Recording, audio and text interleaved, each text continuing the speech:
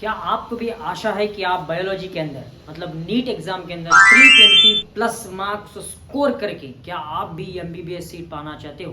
तो ज़रूर इस 50 टॉपिक्स को भूल कर भी मत छोड़ना, क्योंकि ये 50 टॉपिक्स आपके एग्ज़ाम के अंदर आपको नीट सीट दिला सकते हैं। तो इस 50 टॉपिक्स को आप रट लो, मार लो, जो मन में आया वो कर लो। बस इन 50 टॉपिक्स इन बायोलॉजी के अंदर आपको छाप लेना है भाई। ठीक है, वो 50 टॉपिक्स वन बाय वन बताऊंगा। और जो बच्चे, जो स्टूडेंट्स जो है ना, वो अभी भी सिलेबस के चक्कर में पड़े हुए हैं, तो सब कुछ भूल जाओ।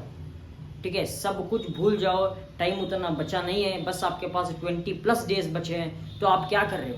बस इन 50 प्लस टॉपिक्स को अगर आप लिख लो, सेलेक्ट कर लो, definitely you are going to pass, definitely you are going to score 320 plus marks in biology. आसान नहीं है भाई। चलिए वन बाय वन हम डिस्कस करते हैं वो क्या इंपॉर्टेंट टॉपिक्स हैं। फर्स्ट वन देखिए, general features and example of kingdom Monera, Protista and fungi. ये तीनों बहुत इंपॉर्टेंट है, आपको यहाँ इनके जनरल फीचर्स याद करना पड़ेगा। ठीक है, next is viruses, viroids and lichens. बहुत इंपॉर्टेंट है, बहुत बार एग्जामिनेशन के अंदर पूछा गया है वायरॉइड्स के बारे में, वायरसेस के बारे में, लाइचिन्स के बारे में। एंड टॉपिक नंबर 3, अलगे। अलगे का जो टेबल चार्ट है, उस टेबल चार्ट को आपको गलती से भी भूल के नहीं जाना है, उस टेबल चार्ट को आपको अच्छे से रट लेना है कैसे। Next fourth one is plant biology of bryophytes, pteridophytes, gymnosperm and angiosperm. भाई ये तो बाप है बॉटनी का, कि हर बार इसके अंदर जो है ना 1 2 3 क्वेश्चंस रिपीट हो चुके हैं। तो इन टॉपिक पर आप जो है ना कॉन्सेंट्रेट करके जरूर जो है ना इस पर आपको 10 to 20 क्वेश्चंस लगाना ही लगाना है। ठीक है, next fifth important topic is phylum, distinctive features and examples. Phylums के एग्जांपल्स आपको याद रखना है। Sixth one is plant symmetry and aestivation placentation, ये भी आपको याद रखना है। Seventh important topic is plant families. हाँ भाई, plant families also play a vital role in your NEET exam. Next one is frog एक एडिशन है, आपको फ्रॉग के बारे में भी जो है ना अच्छी सारी जानकारी लेके जाना होगा। Then inclusion bodies, 10th one is fluid mosaic model of plasma membrane, बहुत बार पूछा गया है इसको। 11th topic is plasmid, 12th one is types of chromosome, 13th one secondary metabolite, 14th one structure of protein। इस पर भी बहुत बार इंपॉर्टेंट क्वेश्चंस पूछे गए हैं एग्जामिनेशन के अंदर। मियोसिस आपको बिल्कुल भूल के नहीं जाना है। 16th one is Calvin cycle, NADPH, वो सब आपको याद रखे जाना होगा। 17th one hatch and slack pathway. Then 18th one glycolysis वो एक पाथवे है, वो स्टेप बाय स्टेप आप उसको याद रखिए, कौन से स्टेप के बाद कौन सा आता है, कौन से एंजाइम इस्तेमाल हो रहे हैं, वो भी आपको याद रखना है। And who founded this glycolysis pathway, ये भी आपको याद रखना है।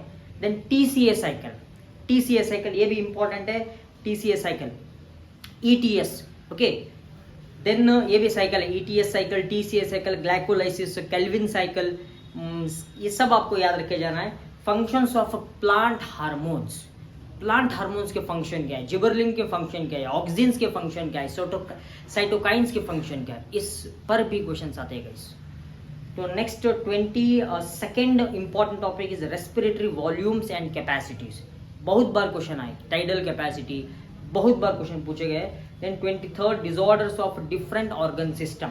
24th ब्लड कोगुलेशन पर भी क्वेश्चन बनते हैं। 25th cardiac cycle, then urine formation. 27 counter current mechanism. 28 structure of contractile proteins, इस पर भी क्वेश्चंस बनते हैं।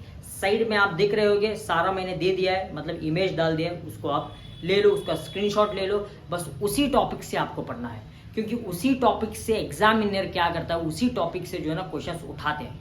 आप previous year question paper refer करो, ओसवाल बुक से आप प्रीवियस ईयर क्वेश्चन रेफर करो, ओके, वहां आपको दे देगा मतलब इस टॉपिक से कितने बार क्वेश्चंस आए हैं, तो वो आपको बहुत जरूरी है। Next 29th is rib topics, ribs का टॉपिक इंपॉर्टेंट है। 31 generation and conduction of nerve impulse, ये भी इंपॉर्टेंट है।